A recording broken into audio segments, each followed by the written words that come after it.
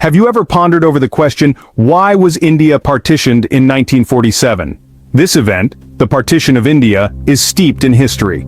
It happened in a time of great change, when the British Empire was in decline, and nationalist movements in India were on the rise. Political maneuvering, religious tensions, and the end of colonial rule all played a part in shaping this momentous event. The Partition of India is a complex event, entwined with political maneuvering, religious tensions, and the end of colonial rule. The seeds of partition were sown long before 1947. The road to partition was a long and complex one, marked by a multitude of factors. Firstly, the British colonial rule played a significant role in setting the stage for partition. The British adopted a divide and rule policy, which exacerbated the religious divide between Hindus and Muslims. They played one community against the other, fueling suspicion and mistrust. This policy led to a deepening of religious identities, which was exploited by political leaders on both sides.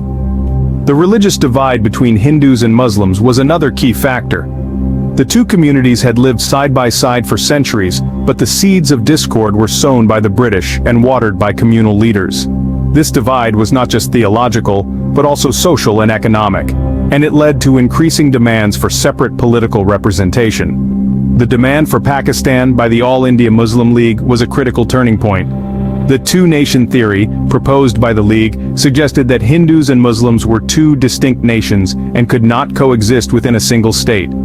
This belief was propagated by key figures such as Muhammad Ali Jinnah, who campaigned tirelessly for a separate Muslim state. The role of key figures cannot be understated. Muhammad Ali Jinnah, known as the father of the nation in Pakistan, and Jawaharlal Nehru, the first Prime Minister of independent India, were instrumental in shaping the discourse around partition. Jinnah's unwavering demand for a separate Muslim state and Nehru's vision for a secular India were at odds with each other. Their conflicting ideologies and inability to find common ground played a pivotal role in the decision to partition the subcontinent.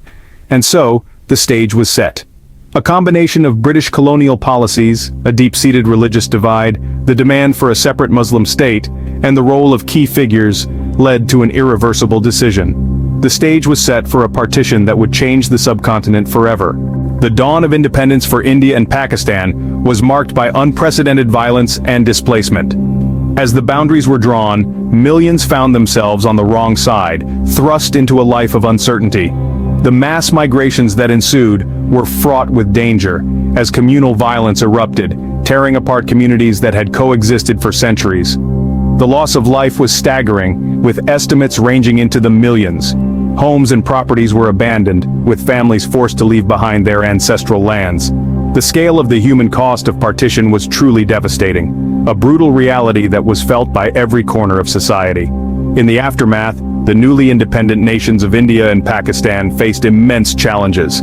They had to accommodate and rehabilitate the millions of refugees, rebuild shattered communities, and foster a sense of national identity amidst the pain and chaos. The scars of partition are etched deep in the collective memory of the subcontinent. Partition left a lasting impact on India and Pakistan. The ripple effects of this seismic event reverberate even today, seen in the ongoing Indo-Pak conflict, the contentious issue of Kashmir, and the communal tensions that simmer beneath the surface in both nations. These long-term effects, far from being mere footnotes in history, are living chapters that continue to evolve.